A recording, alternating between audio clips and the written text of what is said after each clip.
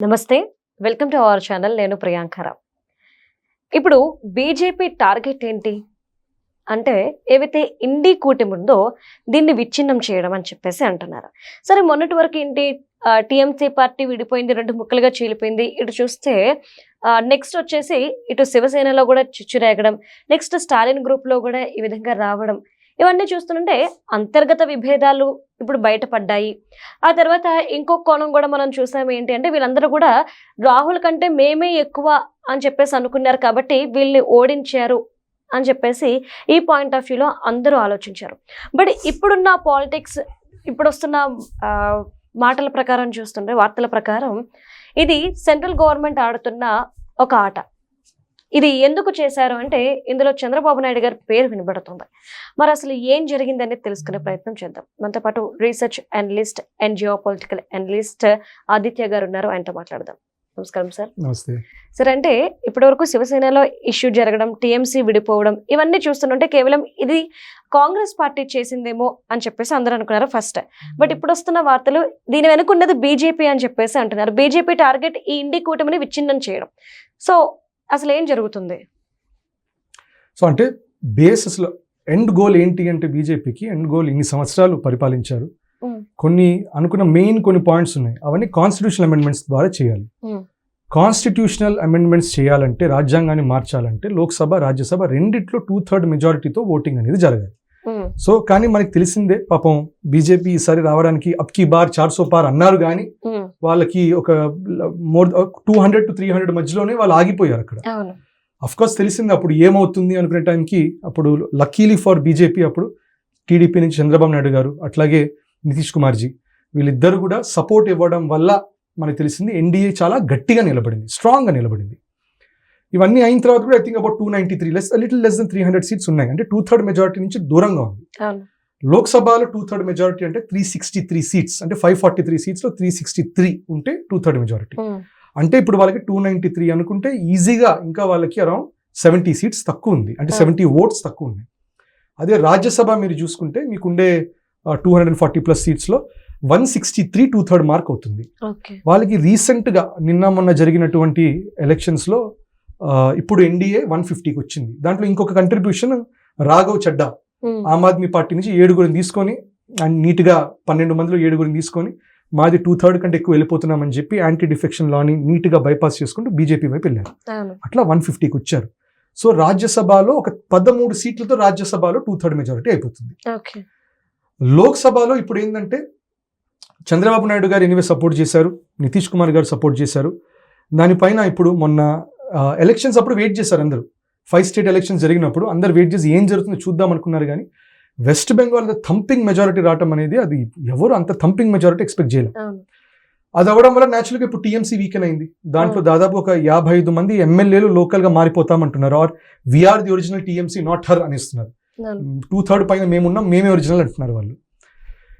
ఇప్పుడు మనకు తెలిసింది లోక్సభ, రాజ్యసభ నుంచి ఇప్పుడు లోక్సభలో 28 మంది ఉన్నారు టీఎంసీ ఎంపీలు. దాంట్లో 20 మంది స్పీకర్ దగ్గరికి వెళ్ళి, మేము ఇప్పుడు టీఎంసీ నుంచి డిస్టెన్స్ అవుతున్నాము, ఇంకొక పార్టీ ఉంది national citizen party of India అని, అది హౌరా వెస్ట్ బెంగాల్లో రిజిస్టర్ అయింది, కానీ అది త్రిపురకి ఎక్కువ క్యాటరేజ్ ఇస్తున్నది.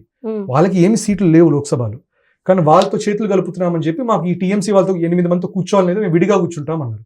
ఆ 8 మంది అంటే వీళ్ళు మహువా మైత్రా, వాళ్ళందరూ core aggressive voices of TMC, వాళ్ళ నుంచి దూరంగా కూర్చుంటామని చెప్పి అవతలకి వెళ్ళి కూర్చుంటామని నేను అడిగారు. మోస్ట్లీ అప్రూవ్ అవుతుంది అది. సో ఇప్పుడు ఆ 20 మంది కూడా వీళ్ళకి యాడ్ అవుతారు. యాడ్ అయినా కూడా బీజేపీ రఫ్లీ 316 నుంచి 319 సీట్లు దాటదు. అంటే they are still at least 35-40 seats short of 2/3 majority. So దీనికి ఏమంటున్నారంటే, మిగతావి కూడా ఎట్లాగొట్లా వాళ్ళు తీసుకునే ప్రయత్నం చేస్తారు. అందుకని ఇప్పుడు రూమర్స్ వస్తున్నాయి, శివసేన, ఉద్ధవ్ ఠాకరే శివసేన నుండి కొంతమంది వెళ్ళే ఉద్దేశంలో ఉన్నారు, రైట్. సో ఇంకోటి సమాజ్వాదీ పార్టీ నుంచి కొంతమంది వెళ్ళే వైపు ఉన్నారు. ఇవన్నీ అంటున్నారు, అంటే అన్ని పార్టీస్ నుంచి కొంచెం బ్రేక్స్ వస్తున్నాయి అంటున్నారు. అది కాకుండా వైఎస్ఆర్సీపీ వాళ్ళు ఆల్రెడీ అన్నారు, మమ్మల్ని we will support you help us out, అది ఆల్రెడీ అగ్రిమెంట్ ఉంది. సో సమ్ వే వైఎస్ఆర్సీపీ నుంచి మెంబర్ ఆఫ్ పార్లమెంట్ వాళ్ళు డెఫినెట్గా they will vote whatever India says. ఇప్పుడు 2/3 మెజారిటీ దేనికంటే దీనికోసమే, constitutional amendment of number of seats 543, 545 నుంచి వాళ్ళు 850కి పెంచాలనుకుంటున్నారు. దాని తర్వాత విమెన్స్ రిజర్వేషన్ 33% తెద్దామనుకుంటున్నారు. దానిపైన మళ్ళా డీలిమిటేషన్. సో దీనికోసం ఇప్పుడు ఈ నంబర్ అనేది కావాలి. So this is where they are standing. దీనికి ఇప్పుడు బీజేపీ ఇప్పటిదాకా ఉన్నటువంటి బీజేపీలో అన్నిటికంటే మోస్ట్ పవర్ఫుల్ పీక్ ఫామ్లో ఉన్నది ఇప్పుడు. This is the peak phase, this is the form phase. ఎందుకంటే 3వ టర్మ్ ప్రపంచవ్యాప్తంగా సపోర్ట్ వస్తున్నది. ఇంకోటి మీకు లెఫ్ట్ వింగ్ ఎక్స్ట్రీమిజం, అది అమిత్ షాజీ బాగా క్రష్ చేయగలిగారు. ఇంకోటి వెస్ట్ బెంగాల్ వచ్చింది, సో బంగ్లాదేశ్ నుంచి ఇన్ఫిల్ట్రేషన్ బ్లాక్ చేస్తున్నారు. ట్రంప్ అవతల అక్కడ చెక్మేట్ అవుతున్నారు ఇంటర్నేషనల్గా, నాట్ జస్ట్ త్రూ భారత్. ఇంటర్నేషనల్గా ట్రంప్ చెక్మేట్ అవుతున్నాడు. ఇరాన్ వార్లో కూడా ఆయన కొంచెం ఒక 2 అడుగులు వెనకాలకి వేయాల్సి వచ్చింది. సో మోదీజీకి ఇంటర్నేషనల్ స్టాండింగ్ కూడా బాగా పెరిగింది. So this is the time. And Nitin Nabin ji కొత్త బీజేపీ చీఫ్ లాగా వచ్చారు. సో ఎసెన్షియల్లీ ఇప్పుడు వాళ్ళు చూస్తే మీరు పొలిటికలీ ఎక్స్ట్రీమ్ అగ్రెసివ్ ఫామ్లో వెళ్తున్నారు. వెళ్ళిపోయి ఫ్రెండ్స్ని దగ్గర ఉంచుకుంటున్నారు. చంద్రబాబు నాయుడు గారు లాంటి వాళ్ళ ఫ్రెండ్స్ని దగ్గర ఉంచుకుంటున్నారు. అట్లాగే ఎవరెవరు అపోజిషన్ ఉన్నారో వాళ్ళకి సామదామ దండ భేద బెనిఫిట్తో వచ్చే వాళ్ళు వస్తున్నారు, లేకపోతే వాళ్ళ మధ్యలో భేదం పెట్టి రిఫ్ట్స్ చేస్తున్నారు, లేకపోతే వాళ్ళని ఎట్లాగొట్లా ఏదో ఒకటి ఈడీ ద్వారాను ఏదో ఒకటి చేసి సంభవ వాళ్ళని లిమిట్ చేస్తున్నారు. సో అట్లా BJP is using all political means to finally ఇప్పుడు వాళ్ళు అనుకునే కాన్స్టిట్యూషనల్ అమెండ్మెంట్స్ చేయడానికి. ఓకే, అంటే ఇప్పుడు మీరు చెప్పిన పాయింట్ ఒకటి, బట్ బీజేపీ ఈ విధంగా విచ్ఛిన్నం చేయడానికి వెనుక ఎవరున్నారు అంటే చంద్రబాబు నాయుడు గారు ఒక వార్తని మోడీ గారికి చేరవేశారు. అది దినకర్ గారి దగ్గర నుండి వచ్చింది. ఆయన ఇచ్చిన ఆఫర్ని చెప్పడం వల్ల ఈ డెసిషన్ తీసుకున్నారని చెప్పేసి ఒక వార్త బయట చక్కర్లు కొడుతుంది. ఇందులో వాస్తవం ఉందా? అంటే నేనేమంటానంటే దీనివల్ల ఒక మోరల్ హై గ్రౌండ్ వస్తుంది. ఇప్పుడు 2 వేరు ఇన్సిడెంట్స్. ఇది యాక్చువల్గా ఇంతకుముందు రూమర్స్ లాగా ఉంది దట్ జగదీప్ ధంకర్జీ ఆయనకి ఇండియా అలయన్స్ వాళ్ళు మాట్లాడటంతో ఆయన వెళ్ళి నీట్గా అనిల్ అంబానీ దగ్గరికి వెళ్ళి, అనిల్ అంబానీ ద్వారా చంద్రబాబు నాయుడు గారి దగ్గరికి వెళ్ళి మిమ్మల్ని మేము పిఎం క్యాండిడేట్గా మేము కన్విన్స్ చేస్తాను, so you come out of this. అప్పుడు ఇంకా ఇంత ఇప్పుడు ఉన్నంత లేదు. అప్పుడు నితీష్ కుమార్ది కూడా ఆయన పరిస్థితి అప్పట్లో తెలియట్లా.